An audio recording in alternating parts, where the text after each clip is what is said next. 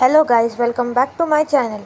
तर ह्या व्हिडिओमध्ये आज आपण जाणून घेणार आहेत की जर तुम्ही डिटेल्स रिफंड प्रोसेससाठी चुकीची टाकली असेल तर काय होणार, आणि जर तुम्हाला रिफंड भेटले नाही तर बघा. तर पहिल्यांदा आपल्याला कोणती डिटेल टाकायची होते, तर आपल्याला bank account holder name, bank account number, बँकचा नेम, IFSC कोड आणि एक कॅन्सल चेक अपलोड करायचा होता.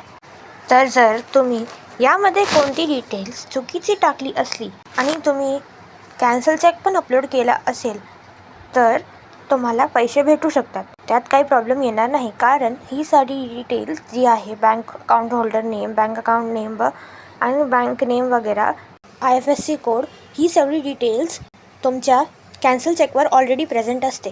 तर NTA त्यातून ते व्हेरीफाय करून घेऊ शकतो आणि मग तुम्हाला तुमचे पैसे भेटू शकतात.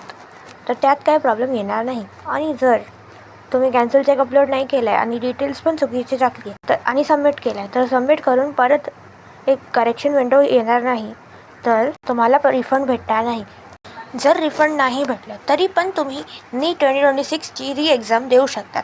त्यात काही प्रॉब्लेम येणार नाही. आणि जितके लोकांनी पेपर दिला होता पहिला, ते सगळे लोक रिफंडसाठी एलिजिबल आहे. जर तुम्ही क्लेम नाही केला असेल तर क्लेम करून घ्या आणि डिटेल्स टाकताना सर्वात लक्ष ठेवून डिटेल्स टाका. आणि जर तुम्हाला कॅन्सल चेक टाकायचा असेल तर टाका, नाही टाकला तरी पण चालेल, असं काही कंपल्सरी नाही आहे, पण माझ्या हिशोबाने तुम्ही टाकून द्या.